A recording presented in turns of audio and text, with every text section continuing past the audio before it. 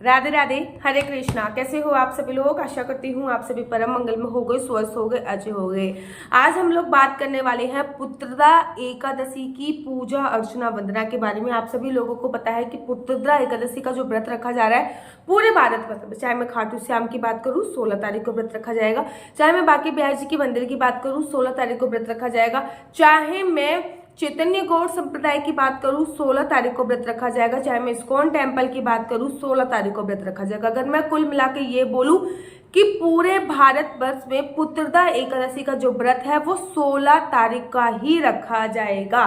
देखिए, पुत्रदा एकादशी का ना महत्व इसलिए भी बहुत ज्यादा बढ़ जाता है कि पूरे साल भर में जो 24 एकादशी आती है, जिस वर्ष अधिक मास होता है उस वर्ष 26 एकादशी आती है।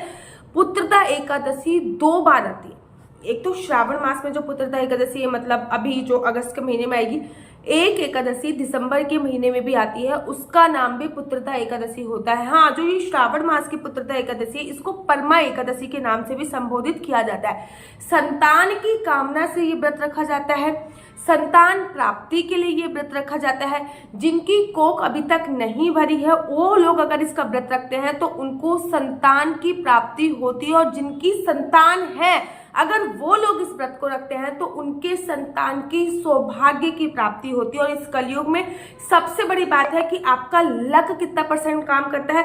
दूसरी बात है कि आपकी किस्मत कितने बड़े काम करती है। लोग कहते हैं दीदी हमारे बच्चों का आचरण अच्छा नहीं है, दीदी हमारे बच्चे सक्सेसफुल नहीं हो पा रहे हैं, दीदी हमारे बच्चों की किस्मत अच्छी नहीं चल रही है। तो मैं आपको एडवाइस करूंगी कि आप पुत्रदा एकादशी का व्रत, पुत्रदा एकादशी की पूजा अर्चना वंदना जरूर और जरूर करें। अब बड़े सारे लोग कहते हैं दीदी जो दिसंबर में पुत्रदा एकादशी का व्रत आया था हमने पुत्र की कामना से वो पुत्रदा एकादशी का व्रत रखा। खाली पुत्र की कामना से पुत्रदा एकादशी का व्रत रखना मेरी तरफ से तो मैं एडवाइस नहीं करूंगी। हाँ, अगर आप संतान की कामना से पुत्रदा एकादशी का व्रत रखते हैं तो डेफिनेटली आपको फल की प्राप्ति होगी ही होगी, इसमें कहीं से लेकर कोई भी संदेह नहीं है।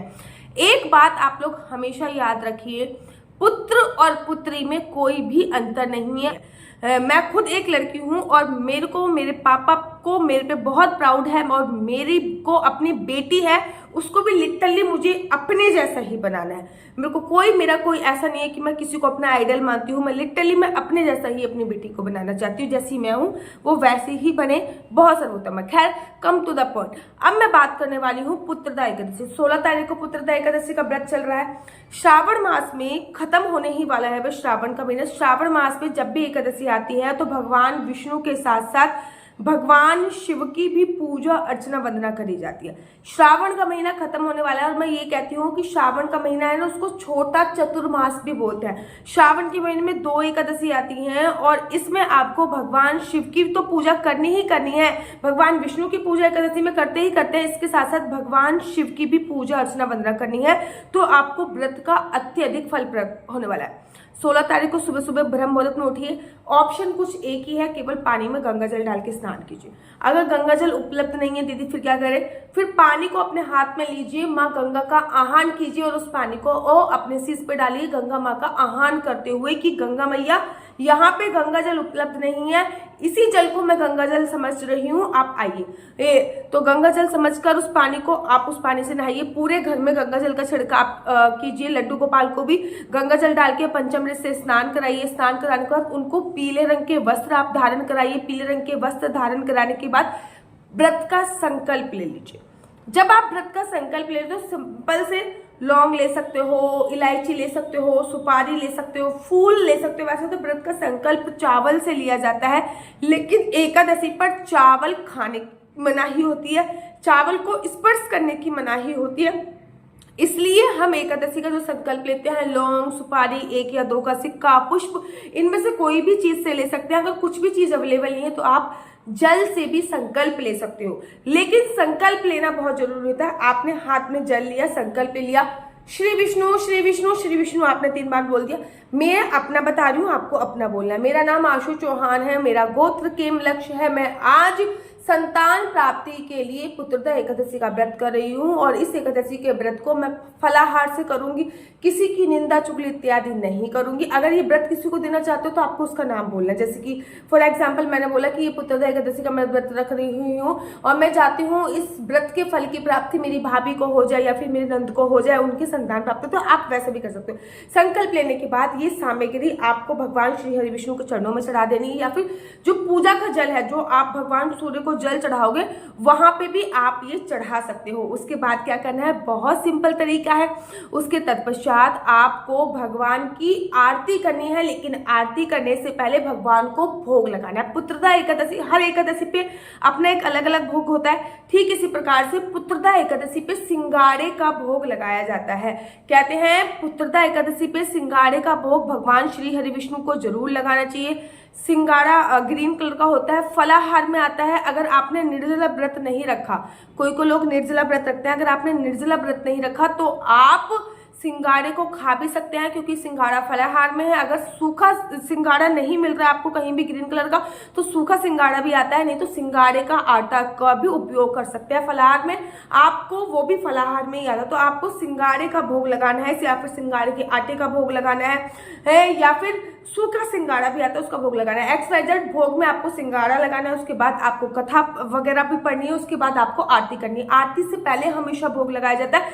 तत्पश्चात तुलसी माता की पूजा अर्चना वंदना करनी है। लड्डू गोपाल को उठाइए, तुलसी माता के पास लेके जाइए, तुलसी माता की 4 परिक्रमा कीजिए, एक दीप प्रज्वलित कीजिए, उनकी जो मिट्टी है उसको अपने मस्तक पे लगाइए। भगवान शिव के मंदिर में जाइए या फिर घर पे एक क्रीमित शिवलिंग बना लीजिए, उसका पंचामृत से अभिषेक कीजिए।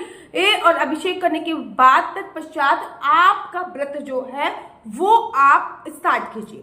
चाय पी सकते हैं, फिर आप दूध ले सकते हैं, जो भी कर सकते हैं। पूरे दिन किसी की निंदा चुगली नहीं करनी, भगवान के नाम का स्मरण कर रहा है पूरे दिन किसी की चुगली इत्यादि आपको नहीं करनी होती है। उसके तत्पश्चात आपको शाम की पूजा का विशेष प्रावधान होता है। शाम को घर के मुख्य द्वार पर 2 दिए अवश्य जलाएं, साथ ही के साथ एक आकाश दीपदान अवश्य करें। शाम की पूजा के समय वैसे तो मैं हमेशा कहती हूँ कि एकादशी पर एक अखंड ज्योत जलाएं, लेकिन पूरे दिन नहीं जला सकते, तो शाम की पूजा के वक्त एक अखंड ज्योत अवश्य जलाएं, क्योंकि एकादशी पे रात्रि में सोने की मनाही होती है। लेकिन अगर आप सो जाते हैं तो अपनी एब्सेंट में एक अखंड ज्योत आपको अवश्य जलानी चाहिए, ताकि आपकी एब्सेंट में वो अखंड ज्योत आपकी साक्षी हो। ठीक है। रात को भी आपको घर के मुख्य द्वार पे 2 दिए, एक दिया तुलसी मैया पे, एक दिया बेलपत्र के वृक्ष पे चढ़ा सकते हैं, एक दिया गौशाला पे चढ़ा सकते हैं। क्योंकि ना ये जो पुत्रदा एकादशी और श्रावण का महीना है, इसमें ना दीप प्रज्वलित करने की या दीप दान करने की बहुत बड़ी महिमा कही गई है। तो आप इस एकादशी में दीप प्रज्वलित कीजिए या फिर दीप दान आपको अवश्य और अवश्य करना होता है। एक बात का आप लोगों को विशेष तौर पे ध्यान देना है, हमेशा याद रखिए, जब भी एकादशी का व्रत होता है तो आप गौ माता को खाना खिला सकते हो, पक्षियों को खाना खिला सकते हो, कुत्ते को भी खाना खिला सकते हो, किसी भी जीव जंतु को खाना खिला सकते हो। उनपे एकादशी के व्रत का जो नियम है वो लागू नहीं होता है। इस बात का आपको विशेष तौर पे ध्यान देना होता है। रात्रि में जितनी रात तक जागरण कर सकते हैं उतनी रात तक आपको जागरण करना है। अगले दिन जो व्रत के पारायण का समय है वो बहुत ज्यादा शीघ्र आ रहा है, मतलब ये जो पारण होगा वो 17 तारीख को होगा। पारण का ना बड़ा लिमिटेड समय मिल रहा है, बट अर्ली मॉर्निंग हमें सुबह सुबह करना है। 6 बजे से लेकर 8 साढ़े 8 बजे के बीच में आपको एनी हाउ पारण कर लेना है, क्योंकि फिर द्वादशी तिथि क्षीण हो जाएगी, अर्थात खत्म हो जाएगी। द्वादशी तिथि खत्म होने से पहले ही आपको व्रत का पारण करना चाहिए, तभी आपको व्रत का संपूर्ण फल मिलता है।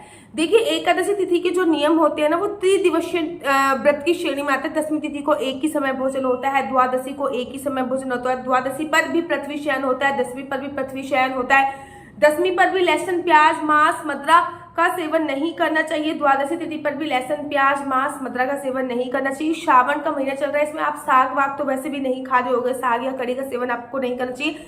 10वीं तिथि पर भी संपूर्ण ब्रह्मचर्य का पालन करना होता है, द्वादशी तिथि पर भी संपूर्ण ब्रह्मचर्य का पालन करना होता है। द्वादशी तिथि खत्म होने से पहले ही व्रत का पारण अवश्य करना होता है, तभी आपको व्रत का संपूर्ण फल मिलता है। तो मेक श्योर कि आप एग्जैक्ट टाइम, अगर मैं आपको बताना चाहूँ तो एग्जैक्ट टाइम ये हो सकता है कि आप जो व्रत का जो पालन कर रहे हो वो आप पालन कर सकते हो 5:51 से लेकर 8:05 के बीच में, मतलब 5:51 से लेकर 8:05 में।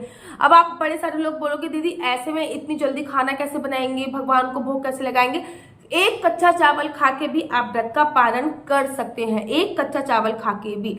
व्रत के पालन के लिए दूसरी वीडियो बनाऊंगी कि व्रत का पालन आपको कैसे करना है, क्या विधि है। और अगर आपको कुंडली दिखवानी है तो मेरा व्हाट्सएप नंबर है 429202565, इस पे आप लोग संपर्क कीजिए। ध्यान रखिए, इस पे आपको मैसेज भेजना है। आपके बच्चे का फ्यूचर क्या होने वाला है, आपका फ्यूचर क्या होने वाला है, आपको जॉब करोगे या फिर आप बिजनेस करोगे, क्या आपका फ्यूचर होने वाला है। आपके हस्बैंड की जॉब नहीं लग रही है, आपके हस्बैंड का काम नहीं चल रहा, आपके हस्बैंड अगर बिजनेस करेंगे तो कितनी सफलता मिलेगी, किस चीज का बिजनेस करेंगे, आपके बच्चे को कौन सी साइड लेनी चाहिए या फिर आपको कौन सी साइड लेनी चाहिए जिसमें आपको सफलता मिले। अगर बिजनेस कर रहे हैं तो किस चीज का बिजनेस करें, जॉब कर रहे हैं तो किस क्षेत्र में जाए, किस लाइन में जाए, किस क्षेत्र में आपको सफलता मिलेगी, सभी जानकारी आपको मैं कुंडली के माध्यम से देती हूँ। आपको केवल अपनी डेट ऑफ बर्थ मुझे बतानी होती है, डेट ऑफ बर्थ के माध्यम से मैं आपको संपूर्णतः आपको जानकारी देती हूँ। और अगर आपको मेरी वीडियो अच्छी लगती है तो आप अपना यूट्यूब चैनल हरि बोल को लाइक शेयर सब्सक्राइब करना बिल्कुल भी मत भूलिए। तब तक के लिए मुझे दीजिए इजाजत। राधे राधे, हरे कृष्णा, हरि बोल।